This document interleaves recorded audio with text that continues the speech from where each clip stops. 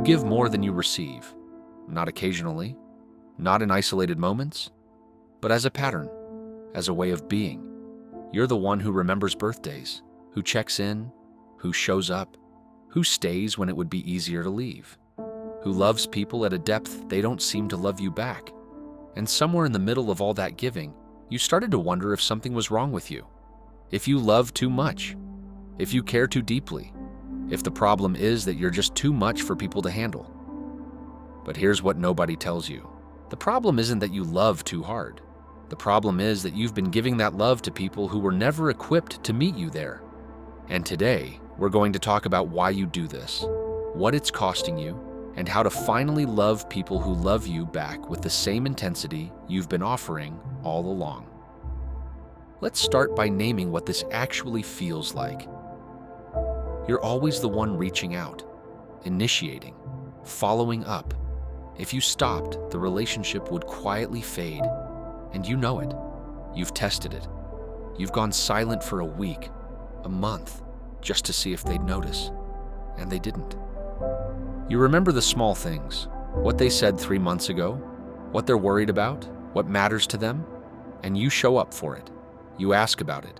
You care about it, and they forget what you told them last week. You're emotionally available. When they need you, you drop everything. But when you need them, they're busy or tired or going through something. Always just a little bit unavailable when it's your turn. You pour your heart into the relationship. You try harder. You show up more consistently. You give more effort, and it never quite feels like enough. Because the gap between what you give and what you get back keeps stretching wider. And here's the most painful part.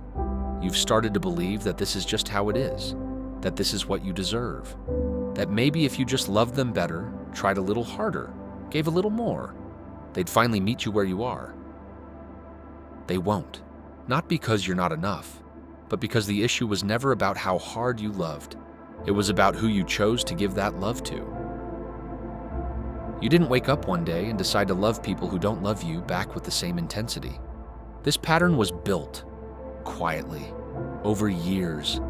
Somewhere in your early life, you learned that love is something you earn, that it's conditional, that you have to prove you're worth keeping. Maybe you had a parent who was emotionally inconsistent, warm one day, distant the next, and you learned to work harder when they pulled away. You learned that love was something you had to chase, something you had to earn over and over again through effort and performance. Maybe you had a parent who was physically present but emotionally unavailable, and you learned that the way to get closeness was to give more, try harder, be more accommodating, that your needs came second, that love meant making yourself useful. Or maybe you were praised for being the easy child, the one who didn't ask for much, the one who took care of others, and you learned that your value came from how much you gave, not from who you were. John Bowlby's attachment theory shows exactly how this happens. When children don't receive consistent, attuned love, they develop strategies to get their needs met. One of those strategies is called anxious attachment, where you learn that love is unpredictable, so you work harder to secure it. You become hypervigilant to others' needs. You give more. You try to earn the safety and closeness that should have been freely given. And that strategy worked when you were young. It kept you connected to the people you needed to survive. But now it's keeping you connected to people who were never going to give you what you need, no matter how hard you loved them. Here's the part that's hard to hear, but essential to understand. You're not accidentally ending up with people who love you less. You're unconsciously drawn to them, not because you're self-destructive, not because you don't know better, but because familiar feels like home.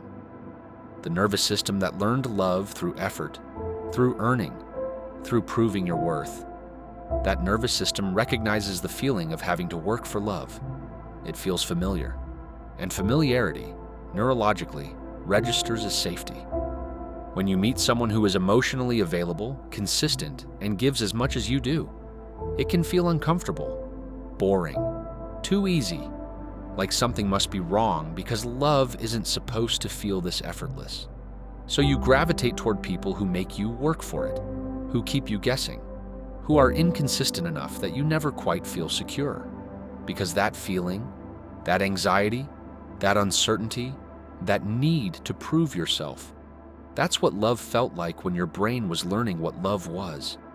Harville Hendrix called this the imago, the unconscious template of love formed in childhood. You're not looking for the love you need. You're looking for the love that feels like what you know. And what you know is loving people who don't love you back the same way. That's not a character flaw. That's a wiring issue. And wiring can be changed. Let's be honest about what this pattern is costing. You're exhausted, constantly giving, performing, trying to be enough for people who will never see you the way you see them. The emotional labor of loving someone harder than they love you is draining in a way most people don't understand. You're resentful. Even if you don't say it out loud, it's there. The quiet bitterness of always being the one who tries, always being the one who cares more, always being the one left holding the emotional weight of the relationship. You're lonely, surrounded by people, connected to people, loving people, and feeling completely unseen. Because you can't be truly known by someone who isn't paying attention. You can't be truly loved by someone who isn't showing up. And perhaps most devastatingly, you've started to internalize the imbalance. You've started to believe that this is what you're worth, that being loved halfway is the best you can expect, that the problem is you, that you're too needy, too intense, too much. You're not too much. You've just been pouring yourself into people who were never going to hold what you were offering. So how do you stop? How do you break the pattern of loving people who will never meet you where you are? You start by recognizing that reciprocity is not optional. It's foundational. A relationship where one person consistently gives more is not a relationship. It's a dynamic where one person is being sustained and the other is being drained. And calling that love is what keeps you stuck. Real love is mutual. It's effort from both sides. It's someone who doesn't just receive your love, they actively return it. Without you having to ask, without you having to remind them, without you having to lower your standards so far that being remembered feels like a victory. Here's what you need to start doing. Stop making excuses for people who don't show up. They're just bad at texting. They're going through a lot. They're not good at expressing feelings. These are explanations, not justifications. Someone's limitations don't obligate you to stay in a one-sided relationship. Start paying attention to patterns, not moments. One missed call doesn't mean anything. One forgotten plan can be an accident. But when someone repeatedly shows you through their actions that you are not a priority, believe them. Patterns are the truth. Stop trying to earn love from people who should be giving it freely. If you have to convince someone to care about you, to show up for you, to prioritize you, they're not your person. You don't audition for love. You receive it or you don't. Start choosing people who choose you back, not people who tolerate you, not people who appreciate you when it's convenient. People who actively, consistently, enthusiastically show up. People who make you feel like loving them is easy because they're making it easy by loving you the same way. And here's the hardest part. You have to let go of the people who aren't meeting you, not out of anger, not out of punishment, but out of honest recognition that you cannot build a life with someone who isn't building it with you. Letting go doesn't mean they're bad people. It just means they're not your people. When you stop accepting less than you give, you stop exhausting yourself trying to keep relationships alive that were never mutual to begin with. You stop carrying the emotional weight of connections that only exist because you're holding them up. You create space. Space for people who actually see you, who remember what you said, who show up without being asked, who love you the way you've been loving everyone else. And those people exist. They've always existed. You just couldn't see them because you were too busy trying to make unavailable people care. When you stop chasing people who don't meet you, you start noticing the ones who do. The friend who checks in without being prompted. The person who remembers the small things. The relationship that feels balanced, easy, mutual. Not because you stopped caring deeply, but because you finally found someone who cares just as deeply back. you also start trusting yourself again. Because every time you stayed with someone who didn't love you the way you loved them, you were teaching yourself that your needs don't matter, that your feelings are negotiable, that you should accept whatever scraps of attention people are willing to give. When you start walking away from people who don't meet you, you're telling yourself something different. I matter. My needs are valid. I deserve to be loved the way I love. And that shifts everything. Before we close, I need you to hear this clearly. You are not too much. Your capacity to love deeply is not a flaw. Your desire for closeness, for connection, for relationships where both people show up fully, that is not unrealistic. That is not needy. That is not asking for too much. You've been told, implicitly or explicitly, that you expect too much, that you're too intense, that you need to lower your standards, be more understanding, accept that not everyone loves the way you do. But here's the truth. The people who say that are usually the people who benefit from you expecting less. The right people won't find your depth exhausting. They'll match it. They'll appreciate it. They'll feel grateful that you love the way you do, because they love the same way. You don't need to love less. You need to love people who love more. People who don't make you feel like your care is a burden. People who don't make you question whether you're too much. People who see the way you love and think, finally, someone who gets it.